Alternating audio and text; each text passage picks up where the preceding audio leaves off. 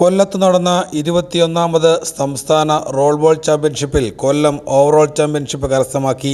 ആകെ 8 വിഭാഗങ്ങളിൽ നിന്നായി കൊല്ലം 5 ഗോൾഡും 1 സിൽവറും 2 വെങ്കലവും നേടി ചാമ്പ്യന്മാരായി. 4 ദിവസമായി കൊല്ലം SMD പബ്ലിക് സ്കൂളിലെ അഡ്വഞ്ചർ സ്പോർട്സ് അക്കാദമിയുടെ റോൾ ബോൾ ഇൻഡോർ കോർട്ടിലാണ് ചാമ്പ്യൻഷിപ്പ് നടന്നത്. സീനിയർ ആൺകുട്ടികളുടെ വാശിയേറിയ മത്സരത്തിൽ മാറ്റുരച്ചത് കൊല്ലവും തിരുവനന്തപുരവും തമ്മിലായിരുന്നു. തിരുവനന്തപുരം എതിരില്ലാത്ത 3 ഗോളുകൾക്ക് കൊല്ലത്തിനെ തോൽപ്പിച്ചു.